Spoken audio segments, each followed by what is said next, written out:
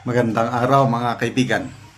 Bigyan natin ngayon ng reaksyon, opinion itong post ng ABS-CBN tungkol sa pahayag ni General Nicolas Torre. Yung request nila sa Interpol para huliin si Attorney Harry Roque na nasa Netherlands ngayon. Pakinggan natin. Masyado dyan, hinahanap na rin natin. And we are also notifying the Interpol. We are requesting for the assistance of the Interpol for the arrest of Mr. Roque, who is currently abroad. Okay, sir, kamusta ang coordination natin with Interpol? Okay naman. We are a member country. We are a very active member country of the Interpol. And we are rendering them cooperation. So, we do believe na ganoon din ang ibibigay sa atin ng Interpol na assistance sa atin ng mga pangailangan. Anong commitment nila, sir? Anong sabi? Wala pa naman silang commitment na ibibigay. Okay, so ano pa lang tayo sa pagdodocument ng lahat ng ito at nag-request pa lang tayo ng assistance for a red notice to be issued against Mr. Roque. So, sa iba pang ulitin lang natin. Hinahanap na rin natin. And we are also notifying the Interpol. We are requesting for the assistance of the Interpol for the arrest of Mr. Roque, who is currently abroad. Okay, sir, kamusta ang coordination natin with Interpol? Okay naman. We are a member country. We are a very active member country of the Interpol. And we are rendering them cooperation. So, we do believe na ganoon din ang ibibigay sa atin ng Interpol na assistance sa atin ng mga pangailangan. Anong commitment nila, sir? Anong sabi? Wala pa naman silang commitment na ibibigay. Okay, so ano pa lang tayo sa pagdodocument ng lahat ng ito at nag-request pa lang tayo ng assistance for a red notice to be issued against Mr. Roque. Sa iba pang mga... Okay, so ayan na. Si Attorney Roque, meron siyang warrant of arrest na inisyo na isang korte sa Pilipinas, I think, sa Angeles, Pampanga. Kaso yung human trafficking ba yun? Yung related sa Pogo. Delikado ito, non-bailable. So dahil nasa Netherlands siya, kaya ito, gumagawa ng coordination ang Philippine government na ang Interpol mag-issue ng red notice. Magpapatulong sila sa Interpol para mahuli si Attorney Roque na nasa Netherlands.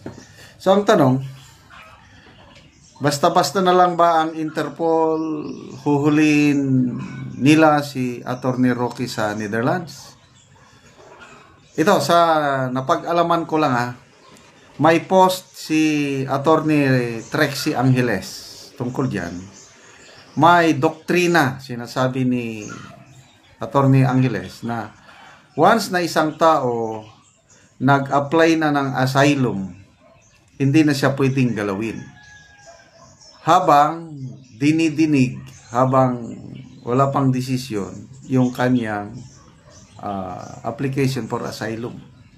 Yun ang pagkakaalam ko sa pagpapaliwanag ni Attorney Trixie Angeles. Kaya tingnan nyo, si Attorney Roque, matapang siya. Parang hindi siya nababahala.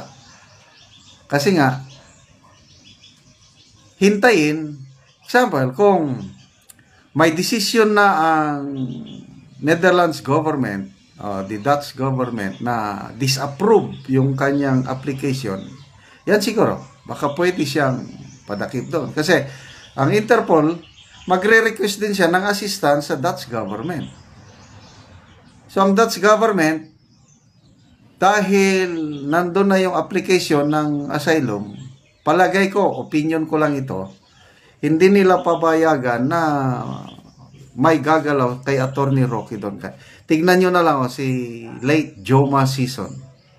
Ang Philippine government, gumawa rin niyang ganyang hakbang para mahuli siya, pabalikin siya. Kailang very clear ang stand ng Netherlands na wag galawin. Kasi nga, asylum seeker na-approve yung asylum niya. Kaya hanggang doon na lang siya binawian ng buhay. Okay? So, good luck kay Attorney Roque. Meron akong nabasang post article niya kapon, although hindi ko lang nabasa. Title lang ang aking nabasa na ang pambansang sinungaling o national liar walang iba kundi si PBBM. Yun lang. Title lang ang hindi ko nabasa yung article. Ano pa? Okay, speaking of General Torre, may nabasa rin akong post sa pahayag ni Secretary John Vic Remulla ng DILG na mayroon nang napupusuan ni PBBM maging susunod na PNP chief. So, 4 ang lumalabas na pinagpipilian. General Nartates, Lieutenant General Nartates. Mayroon pang isang kalimutan ko yung isang Lieutenant General Okubo, Major General Torre at Brigadier General Bersin.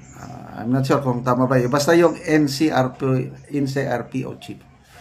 So, 4 ang pinagpipilian.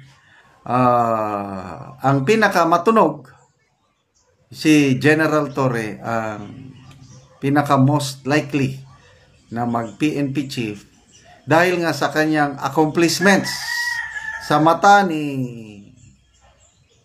administrasyong Marcos Jr. Marami kapuri-puri ang accomplishment ni General Torre, yung yung nangyari kay Pastor Kibuloy nang dahil sa kanya kaya napilitang mag-surrender. Tapos dito na naman kay PRRD nang siya talagang man on the ground. Kaya kung ako yung tatanungin, most likely si General Torre ang susunod na PNP chief. Ganyan talaga ang buhay. Kaya lang, ready sila pag 2028 bumaliktad ang ihip ng hangin. I don't know anong mangyari pag si VP Sara nang umupong presidente. Ano kayang mangyayari? Anong kinabukasan ni General Torre? Okay? So, good luck kay Attorney Harry Roque. Sabi nga ni Attorney Panelo okay rin kung minsan itong si Attorney Panelo. Dapat bumalik ka dito. Sabi niya kay Attorney Roque, kung wala kang kasalanan, bumalik ka dito. Yung pagtatago mo dyan sa Netherlands, parang ibig sabihin na may kasalanan ka, sabi niya. So anyway, desisyon yan ni Attorney Roque.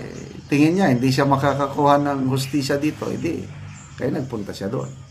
Kaya salamat mga kaibigan sa inyong pagsubaybay sa ating channel. Nakakatulong kayo ng malaki sa tribong Talandig ng Bukidnon dahil ang sweldo po natin sa channel na ito is pantulong po sa